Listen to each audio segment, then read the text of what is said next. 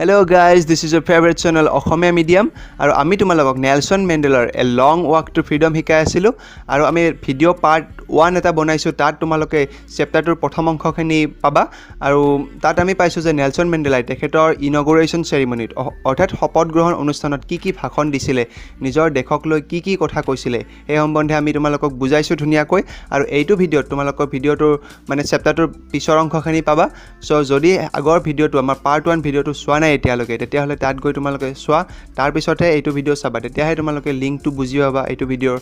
So let's go আজি এই ভিডিঅ'টোত সকলো ছাত্ৰ-ছাত্ৰীসকললৈ এটা ইম্পৰ্টেণ্ট নিউজ আছে তোমালোকৰ স্কুল সম্বন্ধত আৰু কেতিয়া স্কুল খুলিব তোমালোকৰ এই লকডাউনৰ পিছত গতিকে তোমালোকে এই সকলো কথা জানিবলৈ ভিডিঅ'টো শেষলৈকে চোৱা আমি সকলো কথা বিতংকৈ জনাই দিম কিন্তু প্ৰথমতে আমি অলপ তোমালোকৰ লেসনটো এক্সপ্লেইন কৰি লৈছোঁ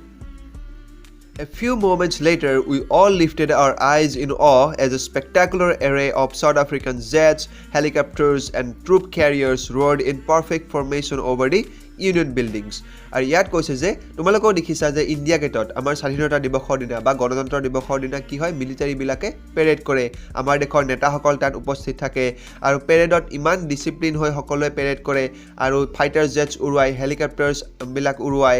তাৰপিছত বেটেল টেংকবিলাক আনে ঠিক তেনেকুৱা এটা দৃশ্য হৈছিলে সেইদিনাখন চাউথ আফ্ৰিকাত তাত মানে ফাইটাৰ জেটছবিলাক মানে আকাশত উৰিছিলে হেলিকপ্টাৰ্ছবিলাক উৰিছিলে ট্ৰুপ কেৰিয়াৰ্ছ অৰ্থাৎ যিবিলাক বেটেল টেংক সেই টেংকবিলাক আনিছিলে আৰু সকলোৱে ডিচিপ্লিন মেইনটেইন কৰি ইউনিয়ন বিল্ডিংছৰ ওপৰত মানে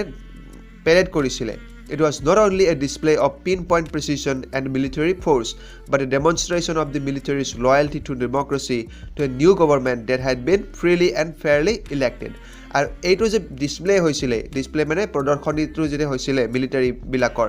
এইটো এক প্ৰকাৰৰ কি আছিল হিহঁতৰ লয়ালটি আছিল লয়ালটি মানে হিহঁতেও মানে সন্মান প্ৰদৰ্শন কৰিছিলে হিহঁতৰ গণতন্ত্ৰৰ প্ৰতি আৰু যিখন নতুন চৰকাৰ আহিছিলে ইমান বছৰৰ ষ্ট্ৰাগল বা সংগ্ৰামৰ পিছত সেই গৱৰ্ণমেণ্টৰ প্ৰতিও মানে হিহঁতে সন্মান প্ৰদৰ্শন কৰিছিলে Only moments before the highest generals of the South African Defense Force and police dressed bedecked with ribbons and medals from days gone by saluted me and pledged their loyalty আৰু কিছু মুহূৰ্তৰ আগতে সাউথ আফ্ৰিকাৰ ডাঙৰ যে army অফিচাৰ্ছবিলাক থাকে police অফিচাৰ্ছবিলাক থাকে তোমালোকেও দেখিছা তেওঁলোকে কি পিন্ধে বুকুত সিহঁতৰ যে মেডেলছবিলাক থাকে এই মেডেলছবিলাক সিহঁতে পিন্ধি লয় ঠিক তেনেকৈ সাউথ আফ্ৰিকাৰো ডাঙৰ আৰ্মি বা পুলিচ অফিচাৰ্ছসকলে সেইদিনাখন মেডেলছবোৰ পিন্ধিছিলে আৰু প্ৰেছিডেণ্ট হিচাপে বা ৰাষ্ট্ৰপতি হিচাপে নেলসন মেণ্ডেলাক সিহঁতে সেলিউট কৰিছিলে আৰু তেনেকৈ সিহঁতে মানে সিহঁতৰ যে মানি চলে লয়ালটি সেই লয়ালটিটো প্ৰকাশ কৰিছিলে প্ৰেছিডেণ্টৰ প্ৰতি I was not unmindful of the fact that not so many years before they would not have saluted but arrested me আৰু এইটো তেখেতে মনত কৰি কৈছিলে তেখেতে মনত আছিলে ভালকে যে এই একেইজন অফিচাৰে মানে কিছু বছৰ আগতে হলে মোক সেলিউট কৰাটো দূৰৰে কথা উল্টাকৈ মোক এৰেষ্ট কৰিলেহেঁতেন Finally, a chevron of Impala jets left a smoke trail of the black, red, green, blue and gold of the new South African flag. আৰু হেকত এই জেট ফাইটাৰ জেটছবিলাকৰ প্ৰদৰ্শনীৰ কথা কৈছিলে এই জেটবিলাকে তোমালোকে দেখিছা যে চেভৰন মানে হৈছে ইয়াত ভি শেপ অৰ্থাৎ ভিটোৰ নিচিনা শেপ কৰি মানে এখনৰ পিছত এখনকৈ যে ধুনীয়াকৈ আকাশত উৰে আৰু সিহঁতৰ পিছৰ পৰা কি হয় ধোঁৱাবিলাক যে উৰুৱাই দিয়ে আৰু সিদিনাখন সিহঁতে কেনেকুৱা ধোঁৱা উৰুৱাইছিলে পিছৰ পৰা black red green blue and gold কালাৰৰ আৰু এই কালাৰ কেইটা এই কাৰণে মানে ধোঁৱা উৰুৱাইছিলে এইকেইটা কালাৰৰ কাৰণ এই কালাৰ কেইটাই সিহঁতৰ নতুন যিখন সাউথ আফ্ৰিকান ৰাষ্ট্ৰীয় পতাকা সেই ৰাষ্ট্ৰীয় পতাকাখনৰ কালাৰটোও বুজাইছিলে The day was symbolized for me by the playing of our two national anthems and a vision of white singing Kosi Sikelel-i Africa and black singing Dai Stem, the old anthem of the Republic. আৰু সেইদিনাখন একে সময়তে দুটা ৰাষ্ট্ৰসংগীত গোৱা হৈছিলে আৰু এটা গাইছিলে বগা মানুহখিনি হোৱাইট মানুহখিনি আৰু এটা আছিলে ক'লা মানুহখিনি অৰ্থাৎ কৃষ্ণাংগ লোকসকলৰ কাৰণে আৰু হোৱাইট মানুহখিনিয়ে যেটো গাইছিলে সেইটো আছিল কোচি সিকেলেল ই আফ্ৰিকা আৰু এইটোত অবভিয়াছলি হোৱাইট মানুহখিনিৰ সিহঁতৰ মানে দেশৰ প্ৰতি যেটো ভিজন বা সপোন সেইটো প্ৰকাশ পাইছিলে আৰু ডাই ষ্টেম যেটো কৃষ্ণাংগ বা ব্লেক মানুহখিনিয়ে গাইছিলে সেইটোত মানে আছিলে প্ৰকৃত হেতু ৰাষ্ট্ৰসংগীত আছিল যেটো ওল্ড মানে সাউথ আফ্ৰিকাৰ দেশৰ মানে সিহঁতৰ প্ৰকৃত একদম পুৰণা ৰাষ্ট্ৰসংগীত আছিল although that day neither group knew the lyrics of the anthem they once despised they would soon know the words by heart আৰু সেইদিনাখন নেলছন মেণ্ডেলাই এটা মনতে আশা কৰিছিলে বা বিশ্বাস কৰিছিলে যদিও সেইদিনাখন কোনো এটা গ্ৰুপৰ মানুহৰে লিৰিক্স মানে যিটো শব্দ ৰাষ্ট্ৰীয় সংগীতৰ শব্দবোৰ মনত নাছিলে বা নাজানিছিলে কিন্তু সকলোৱে এটা সময়ত কিন্তু সেইটো লাৰ্ণ কৰি ল'ব মুখস্থ কৰি ল'ব মনৰ ভিতৰতে আৰু কিয় নাজানিছিলে সেইটো হৈছে কাৰণ সিহঁতে এটা সময়ত সিহঁতৰ ৰাষ্ট্ৰীয় সংগীতটো ডিছপাইজ কৰিছিলে হেট কৰিছিলে অৰ্থাৎ সিমান এটা ভাল ভাৱ ৰখা নাছিলে গতিকে সিহঁতে তথাপিও মানে তেখেতে আশা কৰিছিলে যে সকলোৱে এইটো খুব সোনকালে মুখস্থ কৰিব। On the day of the inauguration, I was overwhelmed with a sense of history. আৰু নেলছন মেণ্ডেলাই কৈছে যে সেই যে শপত গ্ৰহণৰ দিনাখন তেখেতৰ দেশৰ ইতিহাসৰ কথাবোৰ ভাবি বিভোৰ হৈ আছিলে। In the first decade of the 20th century, a few years after the bitter Anglo-Boer War and before my own birth, the white-skinned peoples of South Africa patched up their differences and erected a system of racial domination against the dark-skinned peoples of their own land. আৰু ইয়াত তেখেতে কৈছে যে এংলো-বোৱাৰ war কথা কৈছে Anglo মানে হৈছে British আৰু বোৱাৰ হৈছে যিটো সাউথ আফ্ৰিকান ৰিপাব্লিক অৰ্থাৎ সাউথ আফ্ৰিকাৰ লোকেল মানুহখিনিৰ মাজত যুদ্ধ হৈছিলে আৰু এই যুদ্ধত ব্ৰিটিছসকল জয় হৈছিলে আৰু এই সময়খিনি অৰ্থাৎ নেলছন মেণ্ডেলাৰ জন্মই হোৱা নাছিলে তেতিয়ালৈকে আৰু তেতিয়া তাৰপিছত কি কৰিলে এই হোৱাইট স্কিন মানে বগা যিবিলাক মানুহ আছিলে ব্ৰিটিছ মানুহ তেওঁলোকে ক'লা মানুহখিনিৰ ওপৰত সাউথ আফ্ৰিকাৰ লোকেল মানুহখিনিৰ ওপৰত এটা নতুন সিস্টেম আনিছিলে আৰু সেইটো আছিলে ৰেচিয়েল ডমিনেশ্যন অৰ্থাৎ ৰেচিয়েল ডিফাৰেন্স আনিছিলে অৰ্থাৎ বৰ্ণভেদ যিটো আমি বৰ্ণভেদ বুলি কওঁ অৰ্থাৎ কালাৰৰ ওপৰত যদি তোমাক কৰে তোমাৰ স্কিন কালাৰ অৰ্থাৎ ক'লা মানুহখিনিক অত্যাচাৰ কৰা হৈছিলে বগা মানুহখিনিয়ে বেছি মানে অধিকাৰ পাইছিলে আৰু এনেকুৱা এটা বেয়া সিস্টেম য'ত আমি তোমালোকক অলৰেডি কৈছোঁ এপাৰথাইডৰ কথা সেই এপাৰথাইড আনি দিছিলে The structure they created formed the basis of one of the harshest, most inhuman societies the world has ever known. আৰু এই যে এপাৰথাইড বা এই যে বৰ্ণবিভেদ আনিছিলে মানুহৰ মাজত এইটো এটা হাৰ্চেষ্ট খুব কঠোৰ আৰু অমানৱিক এটা সমাজ কৰিছিলে যিখন সাউথ আফ্ৰিকাত Now in the last decade of the 20th century and my own 8th decade as a man, that system had been overturned forever and replaced by one that recognized the rights and freedoms of all peoples regardless of the color of their skin. আৰু এতিয়া মানে last ডেকেডৰ পৰা যোৱা দশকৰ পৰা আৰু মোৰ যে জীৱনৰ এই 80 বছৰ এই সময়খিনিত মানে কি হ'ল এই যে সিস্টেম এই বেয়া সিস্টেমটো কঠোৰ সিস্টেমটো লাহে লাহে অভাৰটাৰ্ন হ'ল মানে সলনি হ'ব আৰম্ভ কৰিলে আৰু ইয়াৰ পৰিৱৰ্তে আমাৰ দেশত সেই যে বেয়া সিস্টেম বেয়া সকলোবিলাক লাহে লাহে আঁতৰি আমাৰ দেশত সকলো মানুহৰ কাৰণে অধিকাৰ পাব ধৰিলে মুক্ত মানে ফ্ৰীডম পাব ধৰিলে অৰ্থাৎ স্বাধীনতা লাভ কৰিলে সকলো মানুহে আৰু এইটো এতিয়া মানে এটা ভালৰ দিশলৈ আহিল কাৰণ আজি আৰু আমাৰ সোসাইটিত কালাৰৰ ওপৰত বেছ কৰি অৰ্থাৎ আমাৰ গাৰ মানে স্কিনৰ কালাৰৰ ওপৰত বেছ কৰি কোনো জাজমেন্ট নলয় অৰ্থাৎ সকলো মানুহে সমান অধিকাৰ পোৱা আৰম্ভ কৰিলে That day had come about through the unimaginable sacrifices of thousands of my people whose suffering and courage can never be counted or repaid. আৰু আজিৰ যে এই দিনটো আহিছে এই দিনটো এনেই অহা নাই ইয়াৰ আঁৰত হাজাৰ হাজাৰ মানুহৰ ত্যাগ সোমাই আছে চেক্ৰিফাইচ সোমাই আছে আৰু তেওঁলোকৰ যিবিলাক শাস্তি বা কষ্ট ভোগ কৰিবলগীয়া হৈছিলে আৰু তেওঁলোকে এই দেশ মাতৃৰ প্ৰতি জনোৱা দেখুওৱা সাহস এই সকলোবিলাকৰ প্ৰতিদান কেতিয়াও কিন্তু ঘূৰাই দিব পৰা নাযাব তেওঁলোকক I felt that day as I have on so many other days that I was simply the sum of all those African patriots who had gone before me আৰু আজি মই অনুভৱ কৰিছোঁ এইটো কথা যে এই যে আজি যে মই ৰাষ্ট্ৰপতি হিচাপে আজি ইয়াত থিয় হৈ আছোঁ এইটো কিন্তু এনেই অহা নাই ইয়াৰ আঁৰত মানে বহুত মানুহৰ বহুত দেশভক্ত আফ্ৰিকাৰ মানুহৰ মানে চেক্ৰিফাইচ ত্যাগ সোমাই আছে আৰু তেওঁলোক অলৰেডি মানে দেশৰ নামত তেওঁলোকৰ জীৱন উৎসৰ্গা কৰিছে That long and noble line ended and now began again with me. I was pained that I was not able to thank them and that they were not able to see what their sacrifices and wrought. আৰু ইয়াত তেখেতে কৈছে যে আজি মানে তেওঁলোকে মানে Nelson মেণ্ডেলাই সেই সকলোবোৰ মানুহক মানে থেংক ইউ ধন্যবাদ জনাব নোৱাৰিলে কাৰণ তেওঁলোক আৰু এতিয়া জীয়াই থকা নাই তেওঁলোক অলৰেডি তেওঁলোকৰ মানে জীৱন উৎসৰ্গা কৰিছে দেশৰ নামত আৰু কিন্তু দুখৰ বিষয় এইটোৱে যে তেওঁলোক আজি আমাৰ মাজত উপস্থিত নাই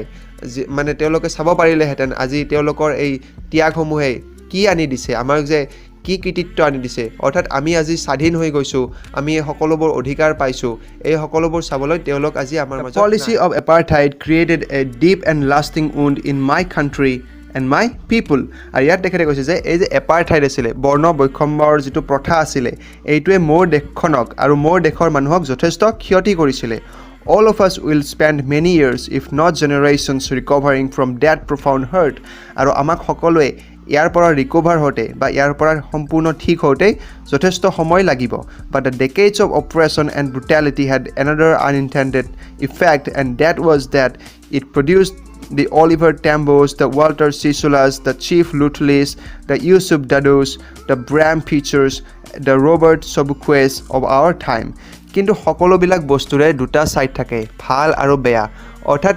ইয়াতো কি হয় এটা ভাল ছাইডো আছিলে যে অকল যে এপাৰথাইডৰ কাৰণে বৰ্ণ বৈষম্য ভেদে যে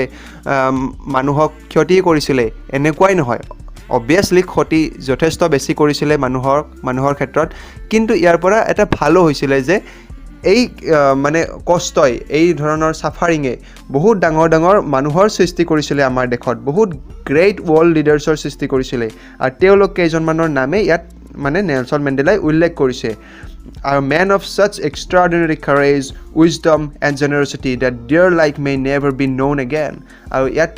মানে মেণ্ডেলাই এই লোককেইজনক প্ৰশংসা কৰি কৈছে যে